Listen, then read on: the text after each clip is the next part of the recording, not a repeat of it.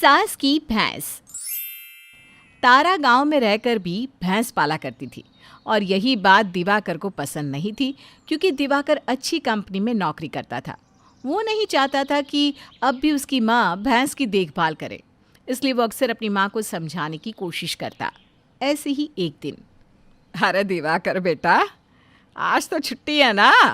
अरे जिस दिन घर में रहता है कम से कम उस दिन तो भैंस की देखभाल कर लिया कर।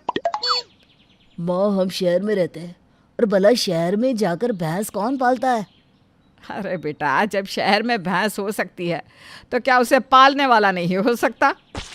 ठीक है, अगर आपको भैंस पालनी है तो पालो, पर मुझे मत कहो उनका गोबर उठाने के लिए। मैं नहीं करने वाला ये सब। आप जानती हो ना मैं कितनी बड़ी कंपनी में नौकरी कर रहा हूँ। अगर वहाँ किसी को पता चल गया कि मेरी माँ भैंस पालती है तो सब मेरा कितना मजाक बनाएंगे। तो कंपनी की बात कर रहा है ना? तेरे वही कंपनी वाले आकर मुझसे भैंस का दूध ले जाते हैं। जब उन्हें भैंस का दूध पीने में शर्म नहीं आती तो तुझे ये कहने में शर्म क्यों आती है कि तेरी माँ भैंस पालती है? आपसे बहस करने में कोई नहीं जीत सकता माँ, माफ करो मुझे। बड़े होने के साथ ये तो बदतमीज भी हो गया है।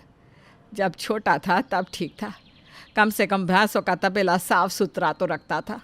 अब तो अपना कमरा भी साफ नहीं रखता। ये सुनकर दिवाकर गुस्से में वहाँ से चला जाता है और तारा भी अपनी प्यारी भैंसों के पास जाकर उन्हें चारा देने लगती है। हाय मेरी लाडो, मैं जानती हूँ तुम उस निकम्मे दिवाकर को बहुत याद करती हो, पर अब वो दिवाकर पहले वाला दिवाकर नहीं रहा। तारा अपनी भैंसों को खाना देकर जैसे ही घर में जाती है, वो देखती है कि दिवाकर रसोई में कुछ खाने के लिए देख रहा है। तू बस ऑफिस में जाकर पूरा दिन कंप्यूटर ही चलाना। तुझसे ना भैंस की देखभाल की जाती है और ना ही कुछ खाना बनाना आता है। माँ, आप मुझे ताने देने से अच्छा कोई नौकरानी क्यों नहीं रख लेती? उसकी सैलरी मैं दे दूंगा। अरे मुझे नहीं चाहिए नौकरानी घर में। दो इंसान के लिए नौकर कौन रखता है? माँ, हम दो इंसान के साथ आपकी लाडो भैंस भी तो है। नौकरानी आएगी तो वो घर के साथ साथ आपकी लाडो भैंस को भी संभाल लेगी। फिर शायद आप मेरा पीछा छोड़ दोगी। मेरे लाडले बेटे, तुझे मार खाना है या खाना? अब दिवाकर चुपचाप बैठ जाता है। तारा दिवाकर के लिए खाना बनाती है। कुछ देर बाद तारा की पड़ोसन कमला आती है और तारा की परेशानी देखकर उससे कहती है, अरे तारा, तू तो बेकार में ही परेशान होती है। तेरा बेटा जवान हो गया है, उसकी शादी क्यों नहीं करवा देती अब? और मेरी मान तो तू उसकी शादी गांव की किसी लड़की से ही कराना, ताकि वो तेरी भैंसों को भी संभाल सके। मुझे तो नहीं लगता कि कोई शहर की लड़की भैंसों को देखेगी। वैसे कमला, तू जब भी आती है ना मेरा फ़ायदा करवा के जाती है। चल, आज मैं तुझे अपनी भैंस का दूध मुफ्त में दूंगी। आखिर तूने इतना अच्छा आइडिया जो दिया है मुझे।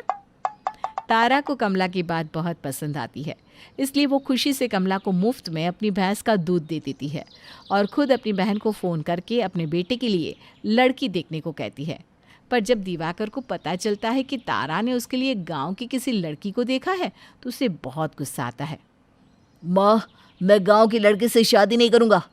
आपने सोच भी कैसे लिया और मुझसे पूछा क्यों नहीं? क्या तूने क्या अपने लिए कोई लड़की देखी है? नहीं ना। जब तेरी नज़र में कोई ढंग की लड़की ही नहीं है तो तुझे ऐतराज़ क्या है?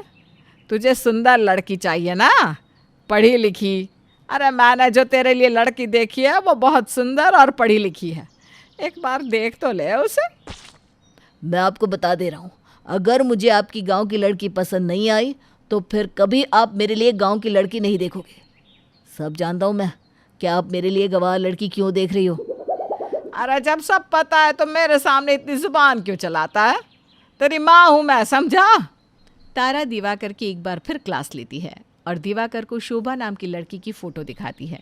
शोभा की फ़ोटो देखते ही दिवाकर को शोभा पसंद आ जाती है। अब क्या था, अब तारा का सपना पूरा होने वाला था। बहुत जल्द तारा अपने बेटे दिवाकर की शादी शोभा से करवा देती है और शोभा के आते ही सबसे पहले तारा शोभा को अपनी भैंस के तबेले में ले जाती है। देख रही है बहू, ये मेरा तबेला है और मेरे इस लाड़ों की वजह से ही तेरा पति आज इस मकाम पर पहुंचा है। पर मेरे उस नालायक बेटे को इन भैंस की कदर ही नहीं। पर तुझे इन सभी भैंस की बहुत कदर करनी होगी बेटा। माँ जी मैं जानती हूँ, ससुर जी के जाने के बाद आपने इन भैंसों के ज़रिए ही दिवाकर जी को पाला है, इसलिए आप फिक्र मत कीजिए। आप बस आराम करना, मैं इन भैंसों को संभाल लूँगी। वैसे तो शोभा गांव की लड़की थी, पर आज से पहले उसने कभी भी भैंसों की देखभाल नहीं करी थी। पर जब तारा उसे जिम्मेदारी देती है तो वो पीछे नहीं हटती और भैंसों को ख्याल रखने के लिए अपने काम पर लग जाती है। पर क्योंकि आज से पहले कभी शोभा ने भैंसों को ना तो खाना खिलाया था और ना ही उनका गोबर उठाया था, इसलिए वो भैंस का दूध नहीं निकाल पाती और उसे चारा भी नहीं दे पाती। ये सब देखकर बेचारी तारा अपना सर पकड़कर बैठ जाती है। क्या सोचा था और क्या हो गया। लगता है अब भी मुझे ही अपनी भैंसों का ख्याल रखना होगा। माँ जी आप ऐसा क्यों कह रही हैं? मैंने कहा ना मैं सब संभाल लूँगी, बस कुछ दिन आपको मुझे सिखाना पड़ेगा। हाँ हाँ क्यों नहीं बहू, अगर ऐसी बात है तो आज से ही काम पर लग जा और जैसे जैसे मैं कहूँ वैसे वैसे करना। अब तारा के पास एक और नया काम आ गया था, अपनी बहू को काम सिखाना। तारा बेचारी अपनी बहू को कैसे भैंस का दूध निकाला जाता है ये सिखाती, उसके बाद गोबर के कैसे उपले बनाए जाते हैं और तबेला कैसे साफ रखा जाता है ये सब सिखाती। इतना सब कुछ सिखाने के बाद जब तारा आराम करने जाती है, बहू बहुत मोटी बुद्धि है, तुझे सीखने में थोड़ा समय लगेगा। खैर मैं अपने कमरे में जा रही हूँ, तू मेरे लिए थोड़ी सी चाय बना कर लिया, बहुत थक गई हूँ मैं। क्या चाय? पर माँ जी मुझे तो सिर्फ मैगी बनानी आती है। क्या? हे भगवान, ये कहाँ फंस गई मैं। ऐसी बहू लाने से तो अच्छा मैं एक नौकरानी ही रख लेती, कम से कम वो मेरे घर का काम तो कर लेती। अब मैं घर संभालूँ, तबेला संभालूँ, बेटे को संभालूँ या बहू को संभालूँ। माँ जी आप फिक्र क्यों करती हैं? आज आपने मुझे जो कुछ सिखाया है मैं अच्छे से सीख चुकी हूँ, इसलिए अब भैंसों को मैं देखूंगी। सोचा था गांव की लड़की को बहू बना कर लाऊंगी तो वो मेरे घर और भैंसों को संभाल लेगी, पर मुझे क्या पता था कि सब कुछ मुझे ही करना है। इससे तो अच्छा मैं दिवाकर की बात मान लेती और एक नौकरानी रख लेती। पर अब अफसोस करके क्या फ़ायदा जब चिड़िया चुग गई खेत। शोभा ने कह तो दिया था कि वो भैंसों को देख लेगी, पर वो तारा की भैंसों को संभाल नहीं पाती, जिसके बाद फिर से तारा खुद अपनी भैंसों को संभालती है, साथ साथ घर को भी।